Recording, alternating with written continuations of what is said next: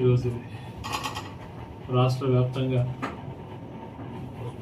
జరుగుతున్నటువంటి దాడులను ఖండిస్తూ ప్రజాస్వామ్య ప్రక్రియలో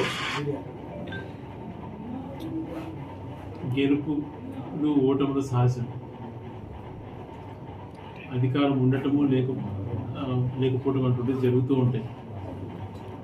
అధికారం వచ్చిన వాళ్ళు భవిష్యత్ ప్రణాళిక రూపొందించుకొని అభివృద్ధిని ఏ రకంగా చేయాలన్నటువంటి ఆలోచనతో ఉండాలి.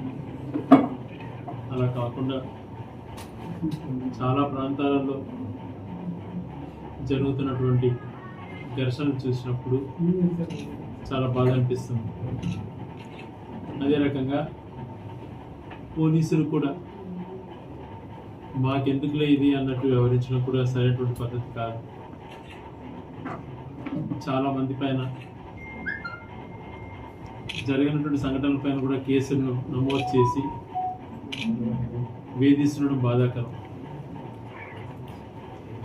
ముఖ్యంగా నిన్న ప్రధానమంత్రి మోడీ గారు ప్రమాణ స్వీకారం చేశారు 72 మంది మినిస్టర్లతో.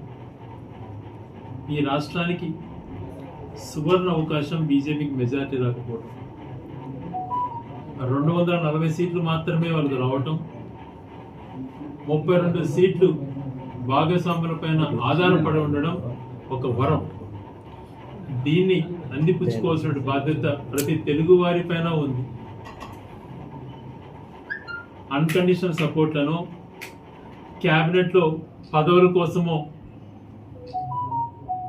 వాళ్ళకి ఈళ్ళైపోవడం సమంజసం కాదు.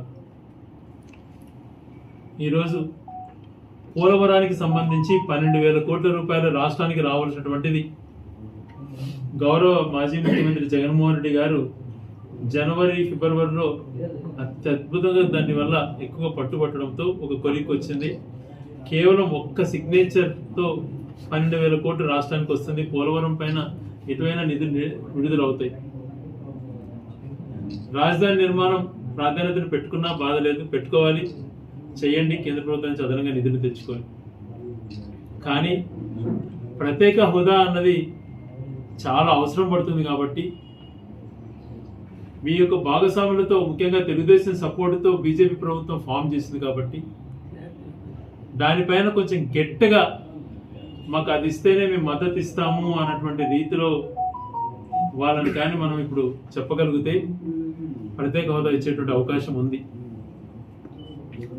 గౌరవ తెలుగుదేశం పార్టీ అధ్యక్షులు చంద్రబాబు నాయుడు గారు అత్యధిక మ్యాండేట్ పొందారు. దేశంలో సెంట్రల్లో మోడీ పక్కనే పెద్ద భాగస్వామి పక్షంగా తనని గుర్తించి కూర్చిపెట్టుకొని మాట్లాడడం సంతోషకరమే ఒక తెలుగువాడిగా.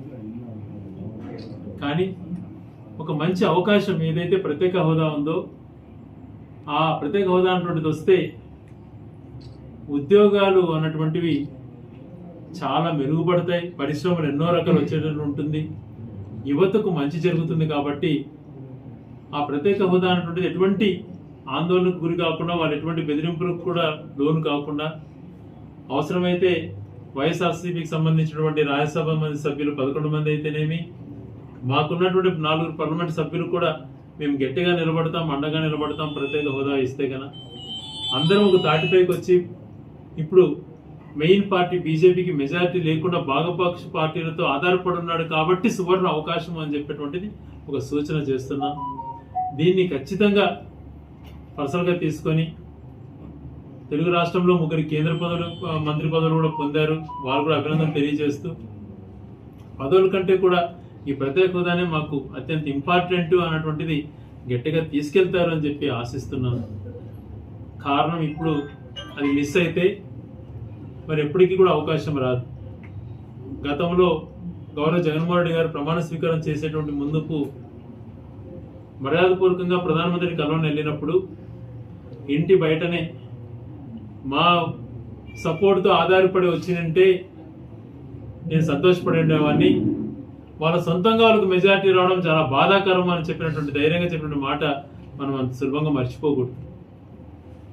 ఏ ఒక్కరు కూడా ప్రజలు మ్యాండేట్ ఇవ్వచ్చు. ప్రజలు మ్యాండేట్ ఇచ్చినప్పుడు మనం అవసరం అనుకున్నటువంటి సాధించుకునేటువంటి రెస్పాన్సిబిలిటీ తీసుకున్నప్పుడే మనం చిరస్థాయిగా మన ప్రజలు గుర్తుపెట్టుకుంటారు.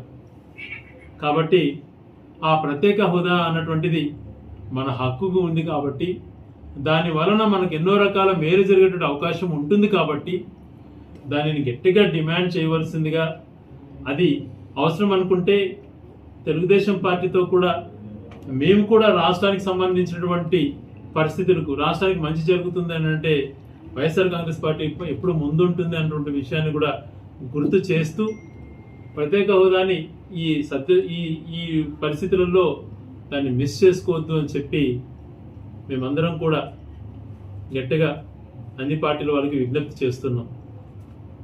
అదే రకంగా ఎక్కడ కూడా ప్రజాస్వామ్యంలో హింసకు తావు ఉండకూడదు, అరాచలకు తావు ఉండకూడదు.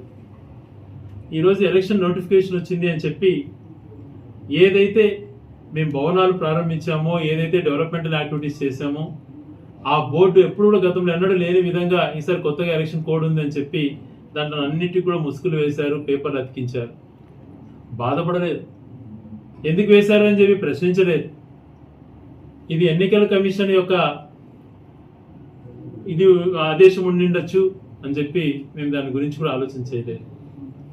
ఇప్పుడు గ్రామాలలో బోర్డులు ధ్వంసం చేస్తూ ఎప్పుడు ఈ సంస్కృతి రాయచూట్లో లేదు. మరి కొత్తగా మీకు 5 సంవత్సరాల అవకాశం ఉంది, ఎంతైనా అభివృద్ధి చేయండి.